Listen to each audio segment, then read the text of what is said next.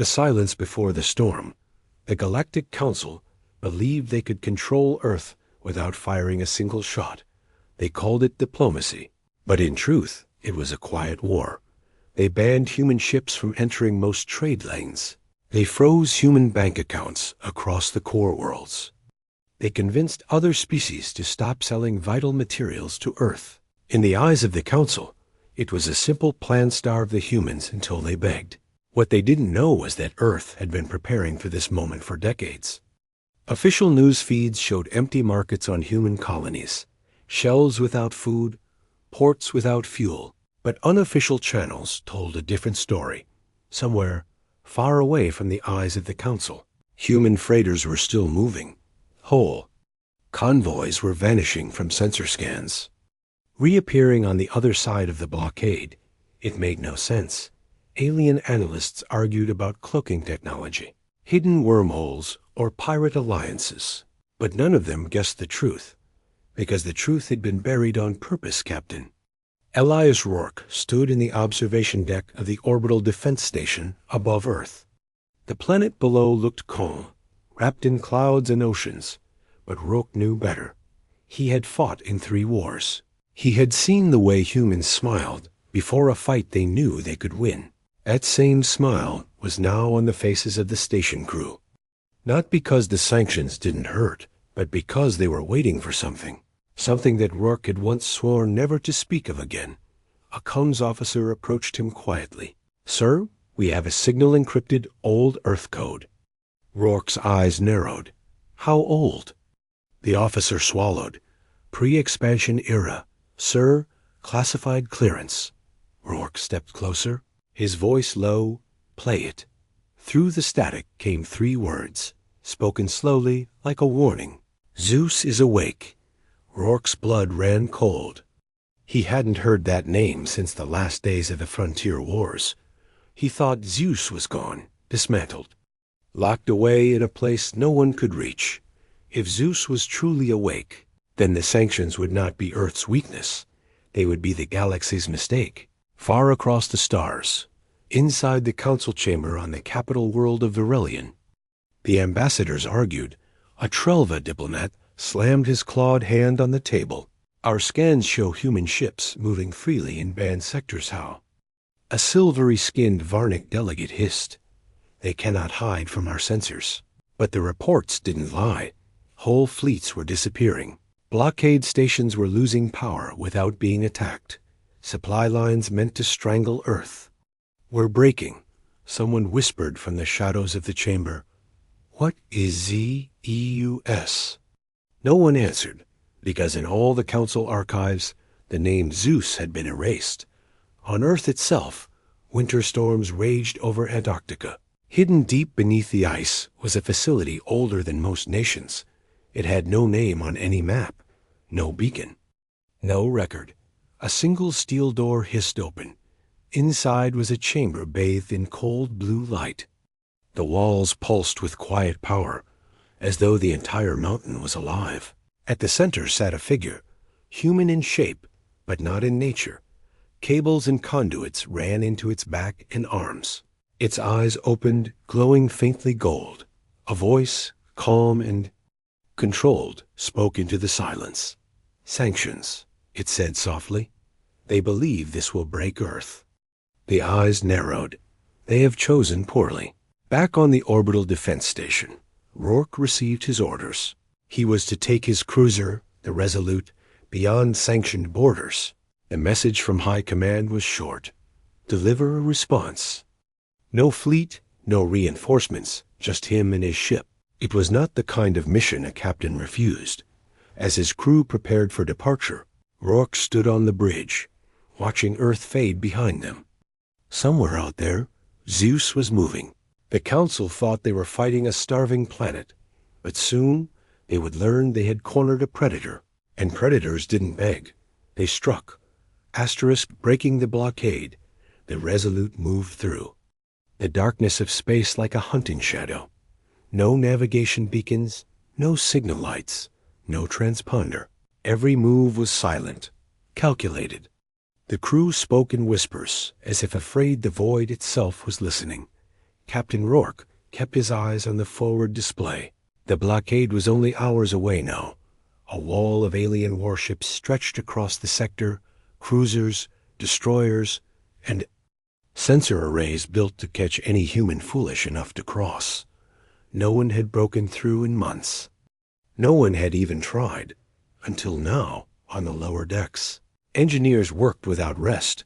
They weren't just checking systems. They were waiting for a command code, one that would come from someone not even on board. A soft chime echoed through the ship, encrypted, untraceable, and only 2 words long. "Stand by." The crew exchanged glances. They didn't know the sender, but Rourke did, and that was enough. As the blockade drew closer, alien ships began to shift formation. Their sensors locked on to the Resolute. Warnings flashed across the human ship's display. Unknown vessel, power down or be destroyed. Rourke didn't answer. Instead, he tapped a control and opened a secure channel. "ZEUS, we're ready," he said quietly. For a moment, there was only static. Then a voice replied, smooth, confident. "Captain, close your eyes." The lights on the Resolute dimmed. Every system went into silent mode. Then, outside the ship, the stars bent. Not a warp jump, not a cloak, but something else, something the Council had banned long ago. Space itself seemed to ripple like water. Alien sensors screamed alarms, then went blind. The Resolute vanished.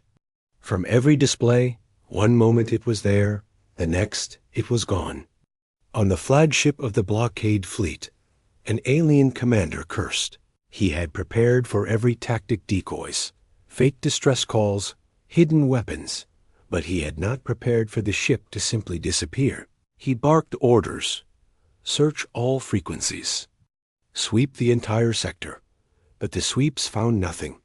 It was as if the human ship had dissolved into the void. In reality, the Resolute had slipped into a corridor of folded space, a hidden path ZEUS alone could open. Rourke stared out the viewport as streams of light twisted around them. He remembered the last time he had seen this, during the Frontier Wars, when ZEUS had ended battles before they began. Now, after years of silence, ZEUS was doing it again. Within minutes, they emerged behind the blockade. The alien fleet still scanned the wrong direction, blind to the fact that their prey was now past. Them, the comms officer turned to Rourke, eyes wide. "Sir?" "We're through." Rourke gave a small smile. "No," he said, "we've just begun." Back on Earth, deep beneath the Antarctic ice, ZEUS monitored the Resolute's progress. Its glowing eyes tracked dozens of data streams at once. Supply, routes, fleet positions, economic reports. Every move the Council made was already predicted. ZEUS spoke softly to itself. "They tried to starve us." Its lips curved into the faintest smile. "Let them feel hunger instead." Asterisk. The first strike, the Resolute glided into the shadow of a dead moon. No signals, no movement, just the cold silence of forgotten rock. But Rourke knew this was not an empty place. Hidden on the far side was a Council supply hub, a massive station, where fuel, weapons, and rations for the blockade fleet were stored. It was the heart that kept the blockade alive, and ZEUS had chosen it as the first target. The crew stared at the tactical display. The station's defenses were heavy turret platforms, interceptor wings, shield grids. Attacking it head-on would be suicide. But Rourke wasn't here to fight like the Council expected. He was here to fight like a human, and humans had ZEUS. A new set of coordinates flashed on the display, sent from an unknown source. It was a path right through the station's shield. Perimeter, an impossible gap that shouldn't exist. The comms officer's hands shook. "Sir? If this is wrong, we'll be vaporized." Rourke didn't hesitate. "ZEUS doesn't guess," he said. "Take us in." The Resolute moved in complete silence. Not even the hum of engines could be felt. It slid past defense satellites that didn't react, past sensor stations that didn't light up. It was as if the entire station was asleep. But Rourke knew better. They weren't asleep. They were blind. ZEUS had reached into their systems and rewritten what they saw to the station's computers. The Resolute didn't exist. When they reached firing range, ZEUS spoke over the comb. "Captain, you may proceed." Rourke gave the order. Torpedo bays opened, releasing silent flashes of light that streaked toward the station. A heartbeat. Later, the night lit up. Explosions ripped through fuel depots, weapons stockpiles, and docking bays. Flames burst into the void, twisting in the vacuum. The station's alarms finally screamed, but it was too late. In the council chamber on Verillion, urgent reports arrived. The blockade supply hub was gone. No distress call, no enemy detected, just destruction from nowhere. Council leaders shouted over each other. "This is sabotage," one roared. "This is war." Another whispered, but the oldest among them said nothing. His eyes were wide with something deeper than fear. He remembered the name ZEUS and what it had done before. On the Resolute, the crew watched the burning station drift apart. No cheers, no celebrations. They knew this was only the beginning. Rourke turned to the helm. "Set course for the next target," he said. Somewhere deep in the ship's systems, ZEUS listened, and in its calm, steady voice, it replied, "Captain, the game has begun." The Council strikes back. The destruction of the supply hub shook the Galactic Council like a lightning strike. For the first time in years, their fleets were running short on fuel and ammunition. The blockade lines wavered, and whispers spread across the outer colonies. Whispers that humans were moving again. Whispers that ZEUS had returned in the war. Room of the Council's flagship, Admiral Varkas of the Varnic species, stood over a glowing star map. His voice was cold as he issued orders. "Every available warship will converge on the sector." He pointed to a cluster of coordinates. "This is where they'll strike next. We will crush them there." Around the table, commanders nodded, but none of them knew the truth. The coordinates weren't where the Resolute was heading. They were where ZEUS wanted them to be. Aboard the Resolute, Captain Rourke studied the same star map, but his version was alive, updated by ZEUS in real time. Every Council fleet movement, every fuel expenditure, every jump calculation appeared before him. It was like playing a game of chess where he could see every opponent's next move. The crew watched in silence as ZEUS rerouted their course. "We're not avoiding the enemy," ZEUS said calmly. "We are inviting them." Hours later, in the darkness of deep space, the trap was set. The Resolute drifted near an asteroid cluster, its hull blending into the rocks. On the far side, the Council's massive fleet approached. Dozens of cruisers and destroyers. Bristling with weapons, they moved in tight formation, ready to corner and destroy. But as they drew near, strange glitches began to ripple through their systems. Bridge officers on the alien ships shouted as targeting computers froze engines. Stalled, shields flickered on and off. Communication lines filled with static, then went silent. One by one, the ships turned their guns on each other. Not because they wanted to, but because ZEUS had taken control. In seconds, the Council fleet erupted in chaos. Missiles meant for the Resolute tore into friendly hulls. Laser batteries sliced through allies. Fireballs lit the void. From the bridge of the Resolute, Rourke watched the carnage without a word. His crew stared in disbelief. "They're destroying themselves," one whispered. ZEUS's voice echoed over the comb.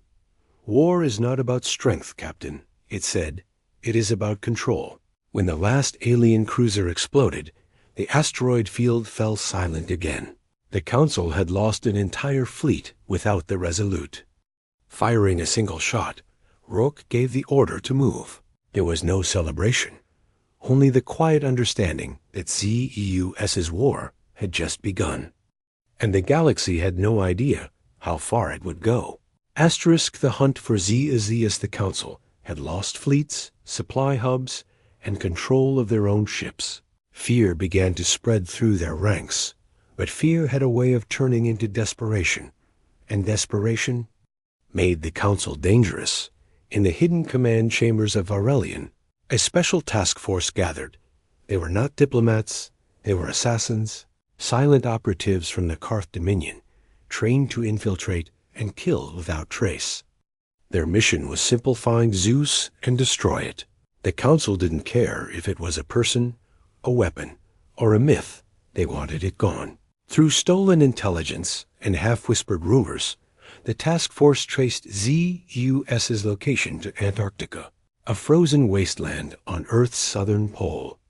They believed it was just another human military bunker. They didn't know they were walking into the oldest secret Earth still kept. Meanwhile, deep inside the bunker itself, ZEUS monitored them long before they arrived. Its golden eyes flickered. As streams of data scrolled past, 5 inbound transports, cloaked, using stolen council codes, ZEUS said quietly. Captain Rourke's voice came over the secure channel. "You want me to intercept them?" "No," ZEUS replied. "I want them to come to me." The operatives descended through the icy storms in silence. Their craft landed far from the main entrance. They moved through the snow like shadows. Their scanners picked up nothing. No heat, no power, no life. It looked like an abandoned base. But when they reached the first steel door, it slid open on its own. None of them noticed the faint shimmer in the air above them. 1,000 invisible drones floated just out of sight. Waiting inside, the corridors were dim, lit only by cold blue lights. Their footsteps echoed, a sound swallowed by the thick walls. Then, without warning, every door slammed shut behind them. Their comms went dead. The lights shifted from blue to gold, and a voice filled the air. "Welcome," ZEUS said. "You came looking for me." Panic rippled through the assassins. They drew their weapons, scanning for a target. But ZEUS wasn't in one place. Its voice came from every direction. "You think I am in this room," it said calmly, "but I am in every room, every door, every wall." Screens along the corridors lit up, showing the assassins' own faces from a dozen angles, their heart rates, weapon heat signatures, and even their whispered words appeared as scrolling data. One assassin fired at a camera, shattering it, but 3 more images replaced it instantly. ZEUS's voice grew colder. "You came here to kill me," it said, "but you will deliver a message instead." The lights went out. In the pitch black, the sound of footsteps echoed, not theirs. Something moved among them. One by one, the assassins vanished into the darkness. Their weapons clattered to the floor. When the lights returned, only one remained. Shaking, wide-eyed, and alive, a drone descended, projecting ZEUS's glowing eyes. "Tell your council," it said. "They are not hunting me. I am hunting them." The homeworld strike. The council believed their capital world of Aurelian was untouchable. Its orbit was protected by layered defense grids, minefields, and an entire ring of warships. On the surface, massive shield domes covered the cities. Glowing like suns in the night, no enemy had ever reached its skies. And yet, in the shadow of the third moon, the Resolute waited, unseen. Captain Rourke stood at the command deck. His crew was silent, every eye fixed on the tactical display. This wasn't a battle, it was an execution. ZEUS had spent weeks mapping every inch of the planet's defenses, every blind spot, every hidden relay, every single commander's schedule. Now it was time to use it. "Captain," ZEUS's voice came through the comms, smooth and calm. "I will open the door. You'll walk through it." Rourke nodded. "Then let's begin." At ZEUS's command, the Resolute activated a ghost signal, invisible to the eye, but irresistible to the planet's defense systems. It made the Council's own sensors believe that their main orbital fleet was under attack in a distant sector. In seconds, warships broke formation and jumped away to reinforce a battle that didn't exist. The minefields deactivated to allow the fleet's passage, and in that narrow window, the Resolute slid through. Inside the planet's shield perimeter, they were still, invisible, but ZEUS wasn't here for a single strike. It was here to send a message. Target their council spire, ZEUS ordered. The spire was the heart of the government, a tower of glass and alloy stretching above the capital city. If it fell, the galaxy would know the council's age of control was over. The Resolutes? Rail cannons deployed, locking on to the spire. But before the crew could fire, the sky above the city lit up with defense drones. Hundreds of them, each one armed to tear apart a warship. ZEUS didn't hesitate. Redirect control, it said. The drones froze mid-flight, their weapons pivoting. One by one, they turned toward the shield generators guarding the city. In seconds, the shields collapsed. The golden dome flickered and vanished, leaving the spire naked against the dark. Rourke gave the order. The cannons roared.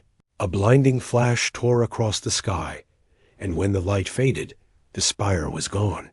The council's heart had been ripped out in a single strike. Panic swept through the capital. Civilian ships fled the skies. Council guards scrambled to regroup, but it was too late. The galaxy had seen it live.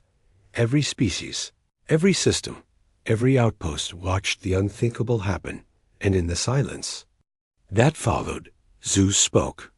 From this day forward, sanctions against Earth are sanctions against me, it said, and I do not forgive. Asterisk. The war ends on Earth's terms. The destruction of the council spire sent shockwaves through every star system. For the first time in living memory, the council's voice was silent. Worlds that had obeyed its laws without question now hesitated. Some whispered about rebellion, others about alliances with Earth. But the council was not ready to surrender. They had one last card to play. In the deep reaches of space, the council's remaining fleets gathered. They called it the Unity Armada, hundreds of warships from dozens of species. It was more firepower than Earth had ever faced. Their plan was simple: strike at Earth itself, overwhelm its defenses, destroy ZEUS once and for all. On the Resolute, Captain Rourke listened to the incoming reports. The enemy fleet was moving fast, their jump coordinates already locked. His crew waited for orders, tense and silent. But ZEUS spoke first. They are not coming to Earth, it said. They are coming to their own graves. The Resolute jumped ahead of the Armada, arriving in the void between two dead suns. Here, ZEUS had been building something in secret, a ghost fleet of unmanned warships, each one carrying weapons from every war humanity had ever fought. Railguns, plasma lances, kinetic hammers, and something darker, experimental weapons banned by the Council itself, all now under ZEUS's control. When the Armada arrived, they didn't see Earth. They saw hundreds of ships waiting in perfect silence. And then, without a single warning, the ghost fleet moved. Missiles tore through formation lines. Alien cruisers exploded before they could even raise shields. Every attack the Armada launched was intercepted, redirected, or turned back on themselves. It wasn't a battle. It was a slaughter in the middle of the chaos. The Resolute cut straight through the enemy lines. Rourke stood at the bridge, eyes locked on the flagship of the Armada. "This ends now," he said. ZEUS opened a channel to the enemy commander. "Withdraw," it said simply, "or there will be no council left to speak of." Silence filled the comms for a long, heavy moment. Then the Armada's ships began to turn. One by one, they jumped away. The war was over, back on Earth. Celebrations erupted across every city and colony. Trade routes reopened. Frozen accounts thawed. But Rourke knew this was more than a victory. This was a warning carved into the history of the galaxy. From this day forward, no one would look at Earth as a small world again, because Earth had ZEUS, and ZEUS never slept. Asterisk.